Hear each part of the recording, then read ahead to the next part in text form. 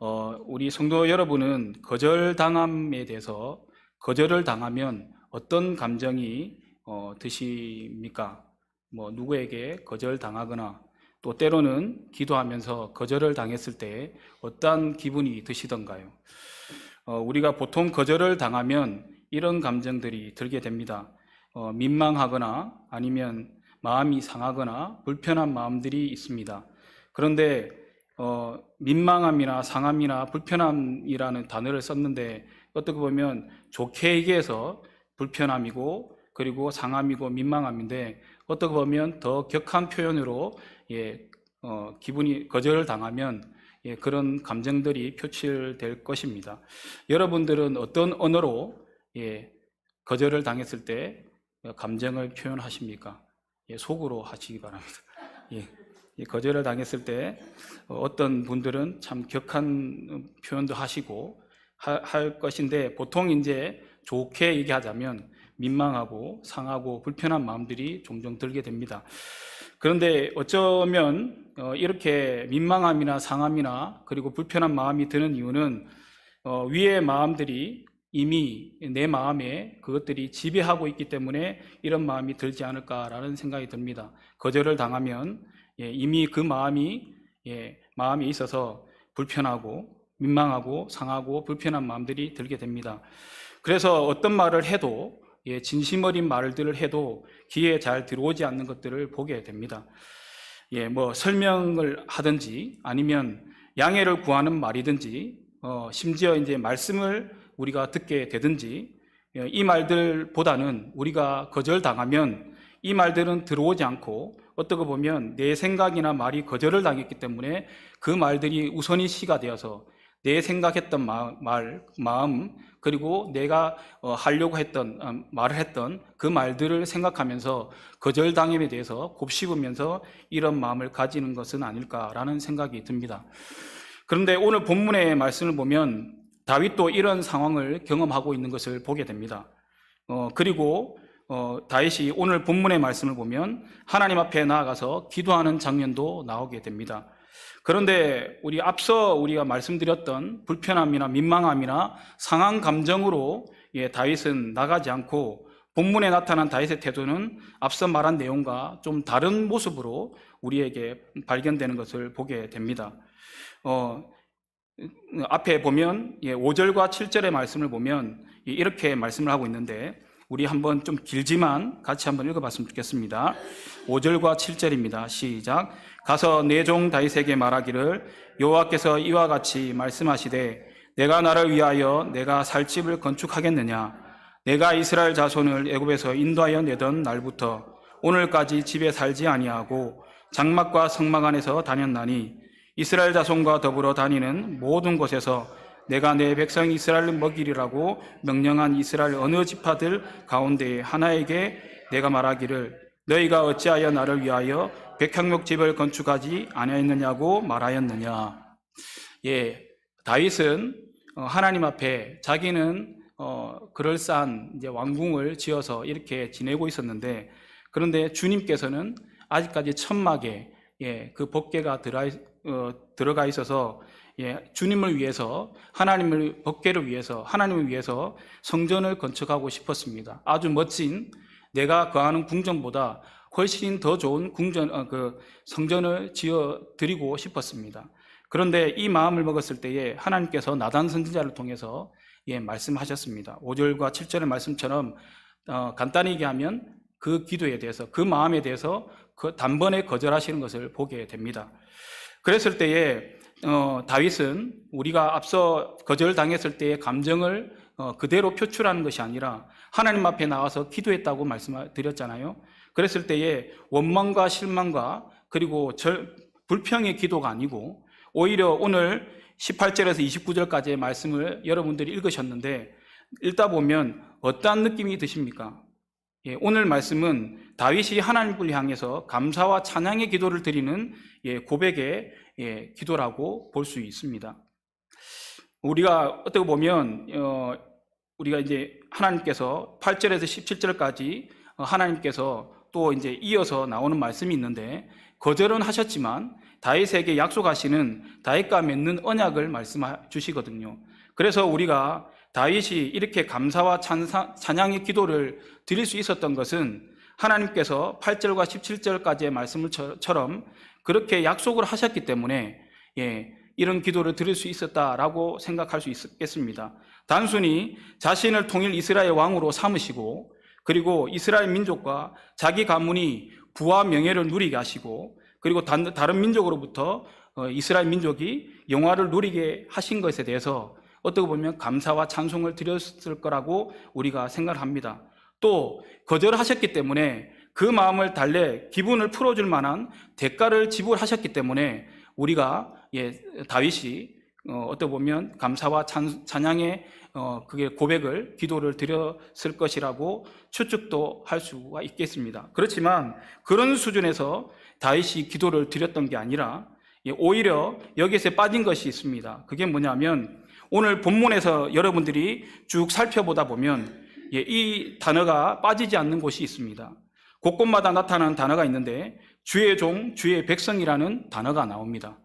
이것을 통해서 알 수 있듯이 다윗은 하나님 앞에 나아갈 때에 이것 때문에 앞서 얘기했던 것처럼 하나님께서 거절하셨기 때문에 그 대신에 기분을 풀어주시기 위해서, 그 마음을 달래시기 위해서 이런 것들을 주셨기 때문에 감사와 찬양의 기도를 드렸던 것이 아니라 이렇게 자기를 표현할 때, 자기 집을 표현할 때, 그리고 이스라엘 민족을 표현할 때 주의 종, 주의 백성이라고 이렇게 표현하는 것들을 보게 됩니다. 이걸 다르게 얘기하면 무익한 자, 그리고 자격 없는 자에게 베풀어 주신 하나님의 은혜가 웬일입니까? 라는 이 고백이 됩니다. 하나님께서 이렇게 베풀어 주신 은혜가 있는데, 그런데 이렇게 무익하고 자격 없는 저희들에게 베풀어 주신 하나님의 은혜가 웬일입니까? 라고 이렇게 고백하는 기도를 드리는 것을 보게 됩니다. 그렇기 때문에 하나님께 감사와 찬양을 드릴 수밖에 없다는 겁니다. 내가 이렇게 무익한 종인데, 그리고 받을 만한 자격이 없는 우리 백성이고, 그리고 나 자신인데, 우리 가문인데도 불구하고 하나님께서 이렇게 은혜 베풀어 주신 것, 너무나도 감사한 겁니다. 그리고 찬양이 절로 나올 수밖에 없는 그런 상황인 겁니다. 그래서 다윗이 이렇게 고백하는 것을 보게 됩니다. 그래서 우리가 이어서 말씀이 나오는데 19절의 말씀을 보면 이렇게 다윗이 고백을 한 것을 보게 됩니다. 우리 19절도 다 같이 한번 읽어봤으면 좋겠습니다. 19절입니다. 시작. 주 여호와여, 주께서 이것을 오히려 적게 여기시고 또 종의 집에 있을 먼 장래일까지도 말씀하셨나이다. 주 여호와여, 이것이 사람의 법이니이다.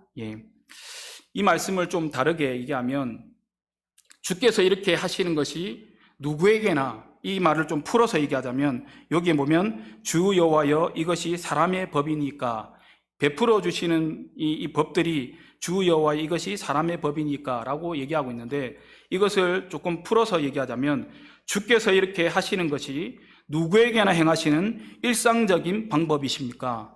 하나님께서 이렇게 저에게 베풀어 주신 은혜가 일상적으로 사람들에게 베풀어 주시는 은혜입니까? 라고 질문을 한 것을 보게 됩니다. 그런데 다윗이 이 질문 속에서 포함되어 있는 내용이 있는데 그 대답은 아니라는 것입니다. 일상적으로 모든 사람에게 베풀어 주신 하나님의 은혜가 아니고, 특별히 하나님께서 다윗에게, 그리고 이스라엘 민족에게 베풀어 주시는 특별한 은혜라는 것을 이 고백을 통해서 우리가 알 수 있게 됩니다. 그리고 더 나아가서 이렇게 베풀어 주신 하나님의 은혜가 하나님께서는 적다고 말씀하십니다. 내가 이렇게 너희들에게 은혜를 베풀어 줬는데, 그런데 이것 또한 너희들에게 베풀어 주신 건 너무, 내가 베풀어 주신 은혜의 일부이다 라고 하시면서 너무 적은 것이다 라고 말씀하시는 것을 보게 됩니다. 이런 사실로 다윗은 하나님께 다시 한번 여쭙습니다. 그래서 18절의 말씀을 보면 이렇게 고백하는 것을 보게 됩니다. 18절도 다시 한번 읽어봤으면 좋겠습니다. 시작. 다윗 왕이 여호와 앞에 들어가 앉아서 이르되, 주 여호와여, 나는 누구요며 내 집은 무엇이기에 나를 여기까지 이르게 하셨나이까? 또 이 말을 좀 다르게 얘기하면, 주께서는 저와 저희 집을 어떻게 생각하시기에 이러한 크신 은혜를 베풀어 주십니까? 라고 얘기하는 것을 보게 됩니다. 아까 우리 다윗이 자기를, 그리고 자기의 나라를 어떻게 표현했다고 말씀드렸지요? 곳곳에 나타나는 주의 종, 주의 백성, 다른 말로 하면 무익한 종, 받을 자격만 없는 그런 자들이라고 이렇게 표현했던 것을 보게 됩니다. 그런데 이렇게 질문할 수밖에 없는 것은 저는 제가 생각할 때는 무익한 종이고 받을 자격 없는 자라고 생각하는데, 하나님께서 이 은혜를 베풀어 주시는 것은 어떻게 우리를 생각하시고 이 나라를, 저희 집을, 저희 가문을 어떻게 생각하시기에 이렇게 큰 은혜를 베풀어 주십니까? 라고 이렇게 고백하는 것을 보게 됩니다. 또 다른 말로 좀 표현하자면, 그때마다 다윗이 이때까지 이렇게 왕이 되고 좋은 일들만 있었던 것이 아님을 저희들이 알지 않습니까? 앞서 이제 우리가 말씀을 봤듯이 고난도 많았고 역경도 많았고, 그리고 오늘 말씀처럼 거절도 있었던 일들을 많이 있었습니다. 절망 가운데 있을 때도 있었습니다. 그런데 이 일들을 통해서 그럼에도 불구하고 그 가운데 하나님께서 항상 나를 인도하시고 은혜 베풀어 주신 것도 감사한데, 근데 지금 베풀어 주신 은혜는 너무나도 과분하고 분에 차는 은혜입니다 라는 고백으로 다윗이 고백하는 것을 보게 됩니다. 그러면 하나님께서는 다윗이 질문했던 것처럼 다윗이 어떠한 마음이고 다윗을 어떻게 생각하시기에 이러한 큰 은혜를 베풀어 주셨을까? 우리가 로마서 4장 20절에서 22절 말씀을 통해서 좀 하나님의 마음, 그 해답을 좀 엿볼 수 있을 거라고 생각합니다. 우리 한번 찾아서 같이 읽도록 하겠습니다. 로마서 4장 20절에서 22절까지의 말씀입니다.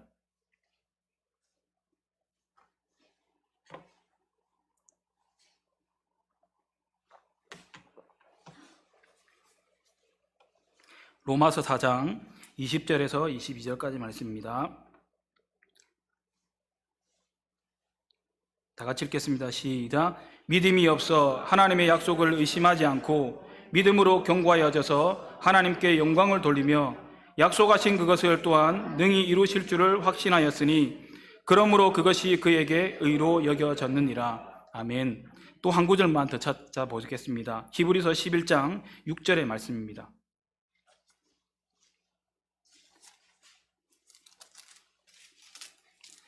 히브리서 11장 6절 말씀입니다.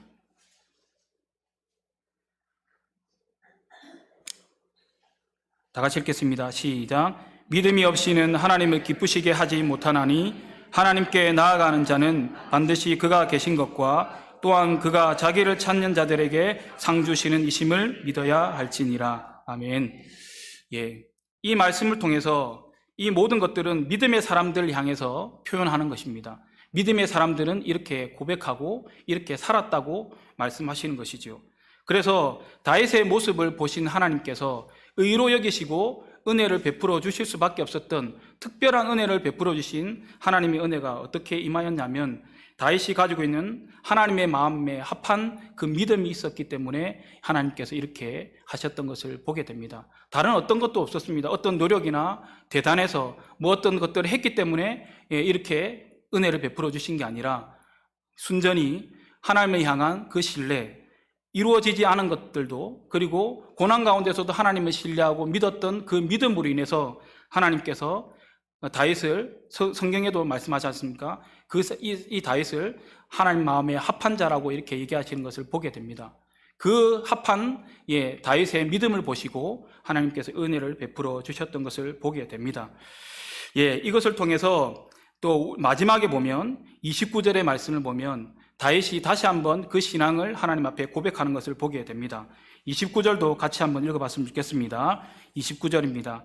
시작. 이제 청하건대 종의 집에 복을 주사 주 앞에 영원히 있게 하옵소서. 주 여호와께서 말씀하셨사오니 주의 종의 집이 영원히 복을 받게 하옵소서 하니라. 아멘.